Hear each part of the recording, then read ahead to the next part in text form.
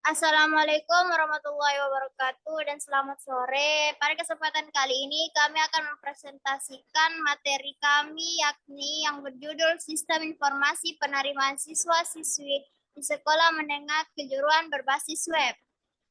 Yang dianggotakan pertama Safal Tara Syairillah sebagai pemateri bab 1, yang kedua Yasinta WK sebagai pemateri bab 2 dan yang ketiga Marwah Rahma Syairillah sebagai pembawa materi bab 3 dan 4.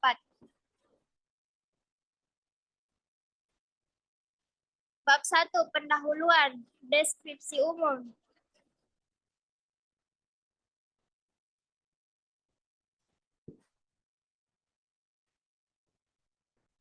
Deskripsi umum. Sistem informasi penerimaan siswa-siswi di Sekolah Menengah Kejuruan Berbasis Web adalah sebuah sistem yang dirancang untuk memudahkan proses penerimaan siswa-siswi di Sekolah Menengah Kejuruan dan dengan menggunakan teknologi web. Sistem ini melibatkan beberapa pihak seperti calon siswa dan siswi dan orang tua atau wali siswa, serta pihak sekolah yang bertanggung jawab dalam proses penerimaan. Dengan adanya sistem informasi penerimaan siswa-siswi di Sekolah Menengah Kejuruan Berbasis Web, diharapkan proses penerimaan siswa-siswi menjadi lebih efisien, cepat, dan transparan bagi semua pihak yang terlibat. B. Tujuan pembuatan sistem. Yang pertama, mempercepat proses penerimaan siswa-siswi. Yang kedua, meningkatkan aksesibilitas. Yang ketiga, menyediakan informasi yang akurat. Dan yang keempat, meningkatkan efisiensi administrasi. C. Gambaran perangkat lunak. Calon siswa atau siswi melakukan atau membuka web terlebih dahulu. Kemudian admin mengumumkan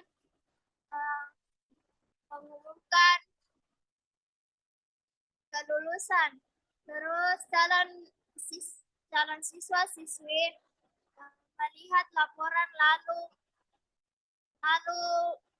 menyelesaikan hasil pengumuman. D. Model pengembangan sistem. Berikut adalah langkah-langkah umum dalam pengembangan sistem informasi penerimaan siswa-siswi berbasis web dengan menggunakan metode OOT. Yang pertama, analisis kebutuhan. Identifikasi dan analisis kebutuhan ini melibatkan pengumpulan persyaratan fungsional dan non-fungsional, serta pemahaman terhadap proses penerimaan siswa-siswi yang ada di sekolah.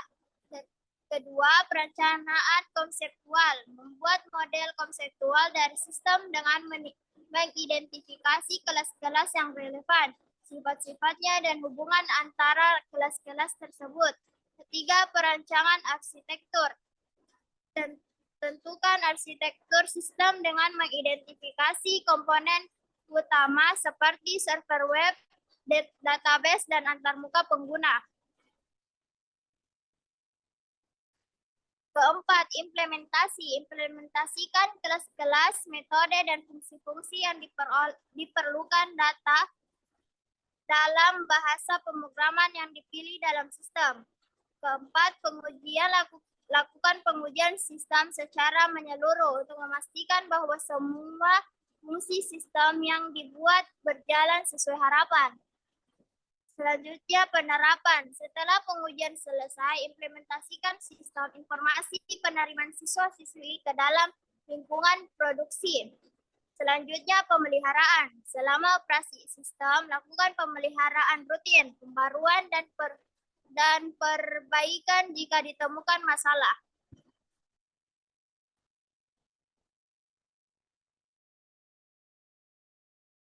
Baik, selanjut bab 2, yaitu deskripsi kebutuhan perangkat lunak. Yang pertama, analisis kebutuhan fungsional. Yang kedua, analisis kebutuhan non-fungsional. Kita lihat yang pertama, analisis kebutuhan fungsional, di mana analisis kebutuhan fungsional mencakup fungsi-fungsi dasar yang harus dimiliki oleh sistem tersebut. Yang berikut analisis kebutuhan non-fungsional, di mana analisis kebutuhan non-fungsional mencakup aspek-aspek yang harus dimiliki oleh sistem tersebut.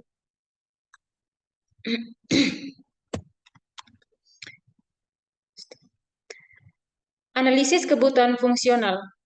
Pendaftaran pendaftaran siswa-siswi di mana sistem harus menyediakan formulir pendaftaran online yang memungkinkan calon siswa-siswi mengisi informasi pribadi, data pendidikan sebelumnya, dan memilih jurusan yang diminati. Yang kedua, verifikasi dokumen. Setelah pendaftaran, sistem harus mampu memverifikasi dan memvalidasi dokumen-dokumen yang diperlukan seperti kartu identitas, ijazah, raport, dan dokumen lainnya. Yang ketiga, pengumuman hasil penerimaan. Sistem harus dapat mengumumkan hasil penerimaan siswa-siswi secara online, baik kepada siswa-siswi yang diterima maupun yang tidak diterima. Yang keempat, konfirmasi penerimaan. Setelah pengumuman hasil, sistem harus memungkinkan siswa-siswi yang diterima untuk mengkonfirmasi penerimaan mereka secara online. Hal ini melibatkan pembayaran biaya pendaftaran atau langkah-langkah tambahan yang diperlukan. Yang berikut analisis kebutuhan non-fungsional. Yang pertama, kinerja, di mana sistem harus responsif dan mampu menangani beban pengguna yang tinggi saat periode pendaftaran. Yang kedua, keamanan, di mana sistem harus memiliki mekanisme keamanan yang kuat untuk melindungi informasi pribadi dan data siswa-siswi yang sensitif. Yang ketiga, performa, di mana sistem harus mampu menangani jumlah pengguna yang besar secara bersamaan tanpa mengalami penurunan kinerja yang signifikan. Yang terakhir, aksesibilitas, di mana sistem harus mengakses informasi mengenai sekolah dan proses penerimaan kapan saja dan di mana saja. Bab 3, pemodelan sistem.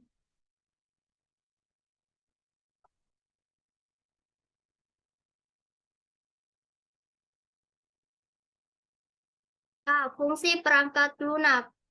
Pertama, pendaftaran siswa-siswi yang berfungsi untuk memungkinkan calon siswa-siswi untuk mengisi formulir pendaftaran online, memilih jurusan, dan mengunggah dokumen pendukung. Kedua, verifikasi dokumen yang berfungsi untuk memverifikasi dan memvalidasi dokumen-dokumen yang diperlukan untuk pendaftaran.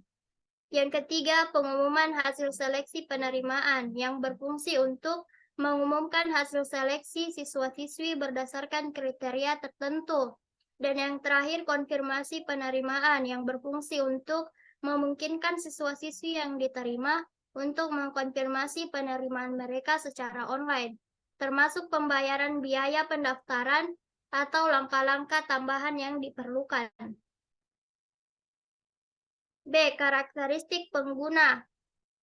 Pertama, calon siswa-siswi. Calon siswa-siswi membuka web, calon siswa-siswi mengisi form pendaftaran dan memverifikasi dokumen, calon siswa-siswi menunggu hasil seleksi, calon siswa-siswi melihat hasil pengumuman penerimaan, dan calon siswa-siswi melakukan konfirmasi penerimaan. Kedua, ada admin. Admin membuka web, admin memverifikasi dokumen, dan admin mengupload hasil seleksi ke form pengumuman penerimaan. C. Use case diagram. Di sini terdiri dari dua aktor, yaitu calon siswa-siswi dan admin. Calon siswa-siswi mengisi form, dan lalu admin memverifikasi dokumen dan mengupload pengumuman hasil seleksi. Calon siswa melihat pengumuman hasil seleksi dan melakukan konfirmasi penerimaan.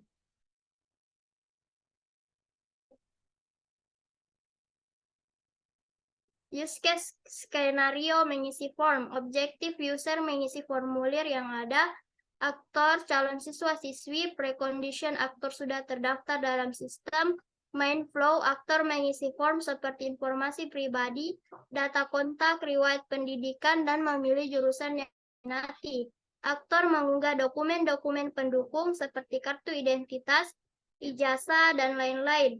Alternatif flow. Aktor harus mengisi semua form, jika tidak maka datanya tidak akan tersimpan. Post condition setelah mengisi form, user dapat menggunakan fitur selanjutnya. Use case skenario dari memverifikasi dokumen. Objektif admin memverifikasi dokumen data siswa. Aktornya yaitu admin, precondition admin sudah terdaftar dalam sistem main flow.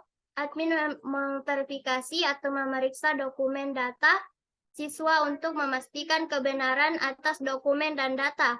Alternatif flow, jika dokumen atau data yang dikirim tidak jelas, maka akan ditolak. Post condition. Use case skenario pengumuman hasil seleksi.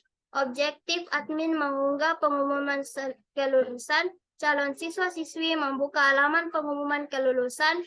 Aktor terdiri dari admin dan calon siswa-siswi. Precondition user sudah terdaftar dalam sistem. Main flow admin mengunggah pengumuman kelulusan ke dalam sistem. Calon siswa-siswi membuka halaman pengumuman kelulusan berdasarkan nomor pendaftaran. Alternatif flow, jika calon siswa-siswi tidak diterima, tidak dapat melanjutkan menggunakan fitur selanjutnya. Post condition, calon siswa-siswi yang diterima dapat melanjutkan fitur selanjutnya. Use case skenario dari konfirmasi penerimaan. Objektifnya itu aktor membuka halaman konfirmasi pendaftaran di situs web dan mengkonfirmasi penerimaan. Aktornya itu calon siswa-siswi. Precondition user mengklik link situs web pendaftaran web. Main flow aktor membuka halaman konfirmasi pendaftaran di situs web, mengkonfirmasi penerimaan mereka termasuk pembayaran, biaya pendaftaran, dan lain-lain. Bab 4. Perancangan sistem. Terdiri dari rancangan output, rancangan input, dan rancangan database. Rancangan output dari mengisi form. Sama seperti yang digambar.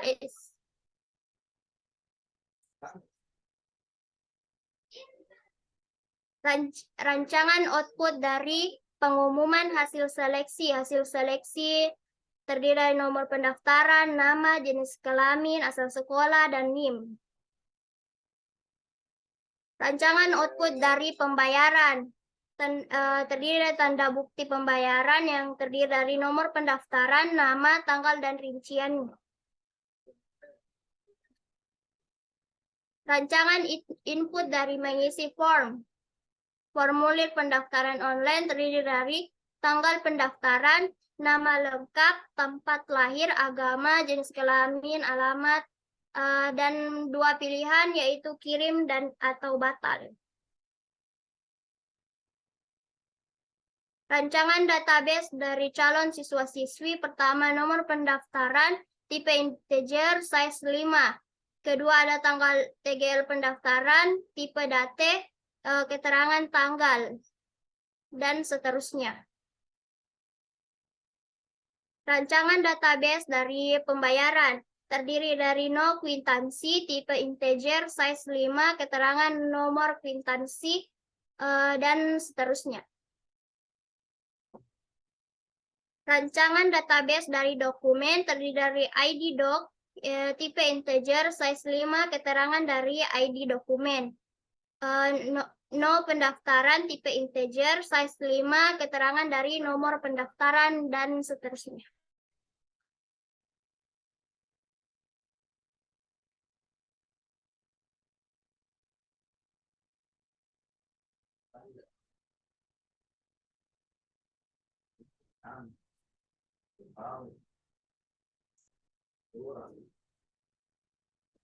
Database pengumuman terdiri dari ID pengumuman tipe integer size 5, keterangan ID dokumen.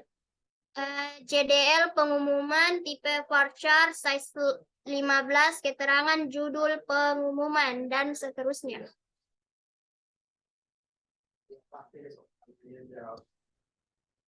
Baiklah, itulah tadi materi yang sempat kami bagikan. Sekian, terima kasih.